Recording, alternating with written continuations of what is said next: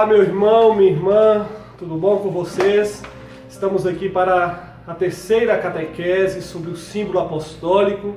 Hoje vamos aprofundar um pouco mais o primeiro artigo de fé que nós começamos na última catequese. Então, se você não assistiu, assistirá primeiro, depois volta aqui com a gente, tá certo? Hoje nós vamos aprofundar um pouco o primeiro artigo de fé, que diz o seguinte: creio em Deus Pai Todo-Poderoso, Criador do céu e da terra. Então nós vamos aprofundar três aspectos dessa divindade de Deus. Ele é Pai, Ele é onipotente e Ele é também Criador.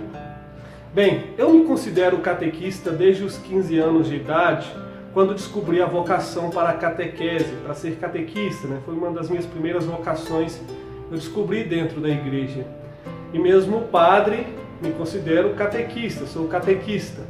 E uma das coisas que me perturbava muito naquela época era que nas formações, normalmente, nas formações para catequista, quem estava ministrando a formação, nos falava dessa questão da catequese para crianças, que nós não devemos dizer para as crianças, não deveríamos dizer que Deus é Pai.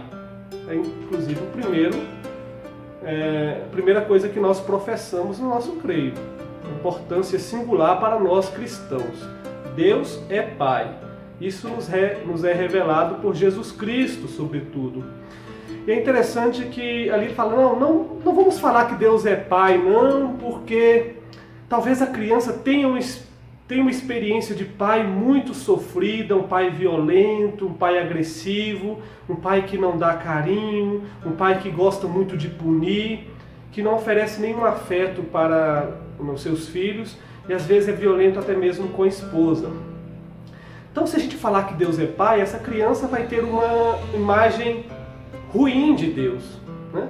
Essa criança não vai ter uma imagem boa de Deus. Só que isso sempre me instigava bastante, porque eu me perguntava como é que nós cristãos, na catequese, que é um dos pilares da igreja, nós vamos abrir mão.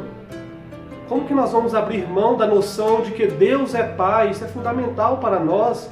Jesus Cristo, poderíamos dizer que o que de principal tem na sua revelação é isso: Deus é Pai, nos ama, nos criou por amor e também nos salva por amor.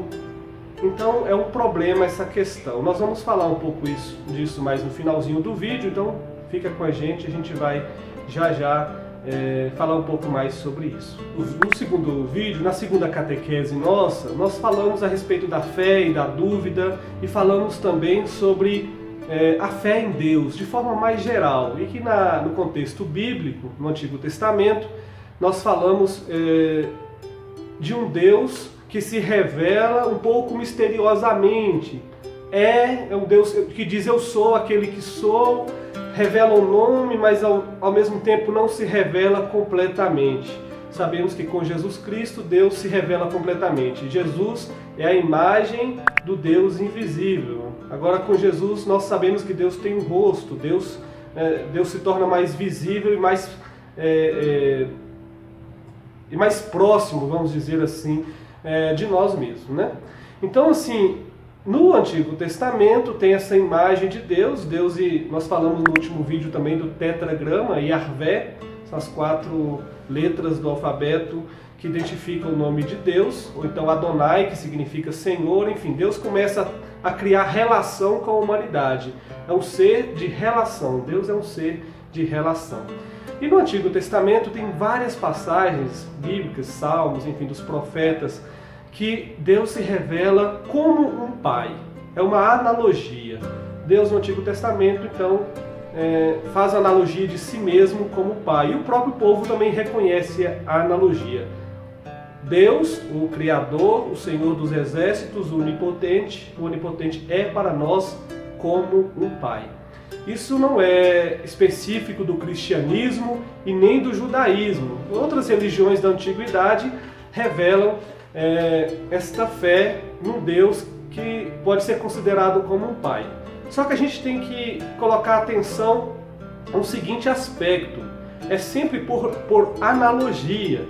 Ou seja, Deus é como um pai. A gente pode notar isso, por exemplo, no profeta Oséias, no capítulo 11, quando Deus é uma forma muito carinhosa de se portar a Israel como aquele que cuida, que vê Israel como um filho. A gente pode ver isso também no Salmo 2, enfim, profeta Oséias, no profeta Isaías, tem também no segundo livro de Samuel, fala um pouco sobre isso. Então é uma imagem comum no Antigo Testamento identificar Deus como um pai, assim como outras religiões também. E Deus se revelou também como todo-poderoso e como Criador, né?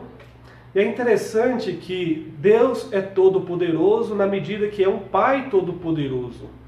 E Ele é Criador também na medida que cria com onipotência e como Pai. Então esses três aspectos do creio, que falam inicialmente de Deus, Ele é Pai, todo-poderoso e Criador, são três aspectos que estão interrelacionados, tá certo? Deus é Pai, Deus é Criador e Deus é onipotente. Então, Deus é um Pai que exerce a sua potência ou onipotência na criação. Ele cria como Pai, né? E exerce o seu poder criando. Podemos dizer, de certo modo, que a criação é um exercício da paternidade de Deus. Deus cria como Pai. Só que no Novo Testamento nós vamos perceber que Jesus nos revelou o rosto do Pai. O rosto do Pai é misericórdia. Deus é misericórdia. Nós podemos, uma passagem muito forte nesse sentido, é a parábola, nós chamamos do filho pródigo, mas também pode ser chamada a parábola do Pai misericordioso, que mostra como Deus é misericordioso. Então, é interessante que o rosto de Deus que Jesus mostra é um rosto de um Pai completamente, totalmente misericordioso. É interessante que, a respeito do ponto que nós colocamos no início, sobre essa questão do perigo de falar que Deus é Pai, sobretudo no ambiente de catequese, onde existe violência familiar, enfim. Por que nós não devemos abrir mão disso? Primeiramente, porque Deus é Pai em si mesmo. Nós cristãos, nós falamos de Deus como uno e trino. Deus é uno, Deus é único, mas Deus também é trino. E dentro da relação da própria Trindade, da relação entre as pessoas da Santíssima Trindade, eles se relacionam justamente e se identificam e se diferenciam também justamente a partir dessa relação. O filho é filho e ser filho é uma qualidade, é um aspecto da pessoa do filho. O pai é pai e ser pai é um aspecto da pessoa do pai. E o Espírito Santo é o resultado. A relação de amor entre pai e filho é o próprio Espírito Santo, é o amor personificado que nós chamamos, né? Portanto, Deus é Pai em si mesmo, e não por relação, não por analogia, não por comparação, como nós notamos no Antigo Testamento ou nas outras religiões. E talvez esse seja uma das coisas mais originais do cristianismo. Deus é Pai em si mesmo, faz parte da essência, entre aspas, essência, porque quando a gente fala de Trindade, essência é uma outra coisa, mas faz parte da essência de Deus ser Pai, faz parte da essência de Deus ser Filho. Então, assim, é interessante porque nós não podemos abrir mão de dizer que Deus é Pai, porque Deus é Pai por essência, entre aspas. Deus é Pai em si mesmo. E talvez uma das coisas mais interessantes que nós podemos reparar da questão de Deus é que Deus, ele exerce a sua paternidade em plenitude. Então, qualquer outra paternidade entre nós, seres humanos, deve ser uma paternidade exercida como reflexo da paternidade de Deus. Ele é Pai por excelência. Então, na verdade, quando a gente fala para a criança que Deus é Pai, e se esta criança tem em casa um pai violento e tal, nós precisamos fazer com que a imagem de Pai que Jesus oferece seja ocasião de cura para esta criança na sua imagem de Deus. Ou seja, se essa criança não tem um pai em casa que faz o papel de pai como deveria fazer, ela encontra no verdadeiro Pai, que é o Pai de Jesus Cristo, a quem ele pode se entregar e confiar plenamente. Então, na verdade, nós devemos sim usar sempre, ou dizer sempre em qualquer situação, que Deus é Pai. Porque é um momento onde nós podemos apresentar que Deus realmente é Pai no sentido verdadeiro e que nos ama, cuida de nós, que nos acolhe a cada um de nós. Então isso é muito importante. É interessante que Jesus também se relaciona com o Pai sempre de forma muito carinhosa e de forma muito direta. Ele chega a dizer Abá, Abá, que quer dizer literalmente papai ou papaizinho. É uma forma muito carinhosa e a forma como as crianças se referiam aos seus pais. Então sim, é para identificar uma proximidade profunda e sobretudo um amor e um afeto profundos. Então é interessante que nossa relação com Deus, ela deve partir do princípio de que nós somos seres necessitados de um Deus que é Pai, que se torna cada vez mais próximos de nós. Não longe, não alguém que está totalmente longe, que está indiferente à nossa situação, ao nosso modo de viver, à nossa vida em geral. E aqui nós podemos voltar rapidamente a um aspecto que nós já falamos no primeiro vídeo e no segundo também, que é a questão da fé. Nesse sentido, a palavra fé, assim como a palavra amém ou a palavra creio, tem a mesma raiz no hebraico, elas devem identificar uma segurança. Se eu digo eu tenho fé, ou eu vivo de minha fé, eu quero dizer, eu me entrego completamente àquele que é o objeto, entre aspas, da minha fé, que é Deus. Eu me entrego. E fé significa estar seguro, estar apoiado sobre a rocha, sobre algo seguro de fato, né? Então isso é muito importante porque dizer Abá, ou Pai, ou fé, trazem para a gente esse sentimento de segurança, esse sentimento de apoio, esse sentimento de firmar-se em algo seguro, em algo realmente que nos dá uma segurança e nos faz sentir protegidos. Vamos falar um pouco então da onipotência de Deus. Onipotência quer dizer tudo pode. Deus tudo pode. Ele criou tudo, Ele governa tudo e Ele pode tudo, né? E muitas vezes essa questão da onipotência de Deus, ela é entendida muito no sentido de realizar coisas impossíveis, no sentido grandioso, né? Mas se a gente for olhar a história da humanidade, Deus parece preferir as coisas pequenas e que talvez aí se encontra a onipotência de Deus mais absurda, vamos dizer assim. Por exemplo, Deus quando escolhe um povo, Ele escolhe o menor dos povos, Israel.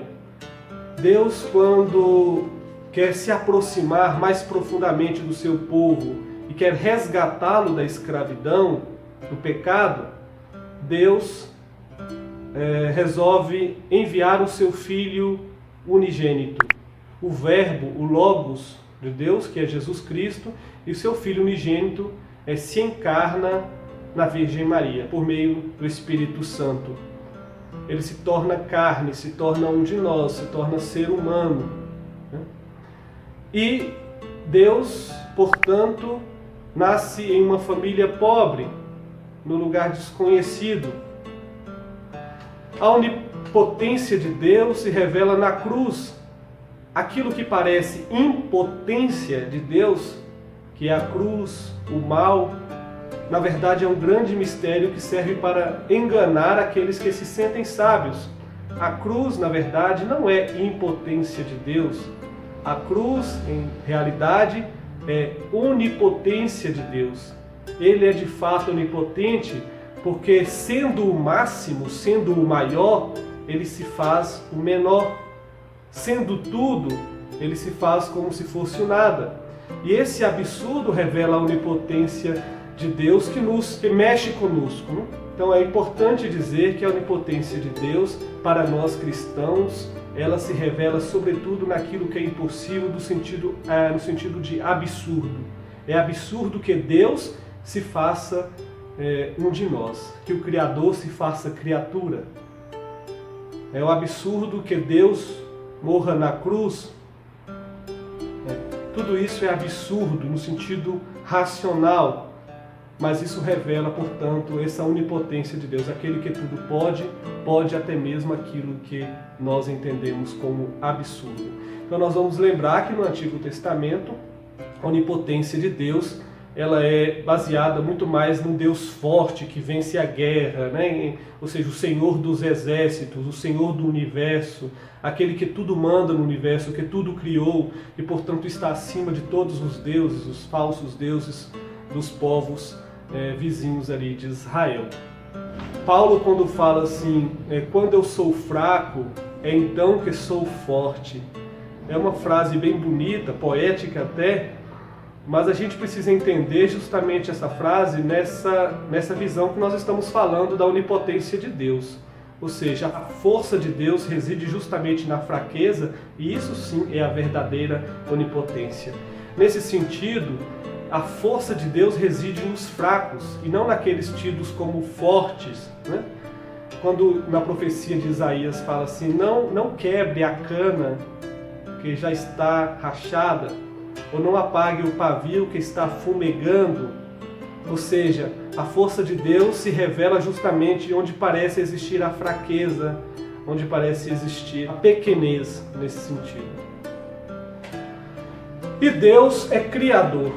Deus é Criador. Essa parte nós vamos deixar para o próximo vídeo, que daí nós vamos falar da criação do homem, da criação do universo, né? Um pouco de Gênesis. Mas é importante já deixar claro aqui que isso está relacionado também com o fato de dizermos que Deus é Pai e Deus é onipotente. Deus, quando cria, Ele cria como Pai. E a gente percebe que ao criar, Deus usa a palavra, o Logos. A palavra de Deus é a matéria, ou é o meio pelo qual o Criador cria todas as coisas. E Deus disse, faça-se a luz, e a luz se fez. Deus não cria de forma impetuosa, de forma, como se fosse um grande maestro que vai com as mãos. Não, Ele cria a partir da palavra. E a palavra performativa revela a essência de um Deus que é Pai. E sendo Pai, educa, cria, dialoga, sempre a partir da palavra com a sua criatura. Então, Deus é Pai, Deus é onipotente, Deus é Criador. Esse artigo de fé nós professamos com sinceridade de coração e nós entendemos que então é importante para nós dizer que Deus é Pai, Deus é onipotente e Deus é Criador.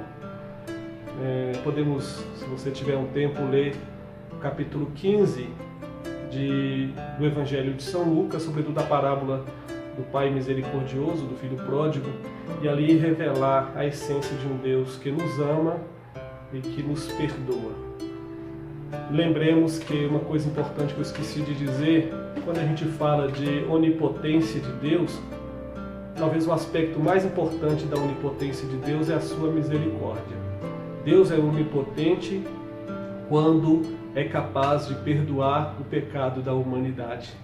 Isso é muito bonito, né? Porque na nossa sociedade, aquele que perdoa é tido como fraco.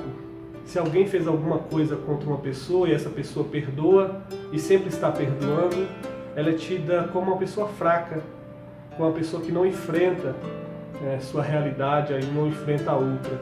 Então, a palavra de Deus e a própria doutrina nossa revela o contrário. Na verdade, a força, o poder está no ato de perdoar. A misericórdia é a verdadeira face da onipotência de Deus. Muito bem, Deus abençoe vocês, obrigado por estar conosco nesse vídeo. Comente, compartilhe, inscreva-se no nosso canal, faça perguntas, enfim, nos ajude a evangelizar. Atingindo 1000 inscritos também nós podemos fazer algumas celebrações e também, quem sabe, até mesmo catequeses ou lives. Deus abençoe, fiquem com Deus. Um abraço.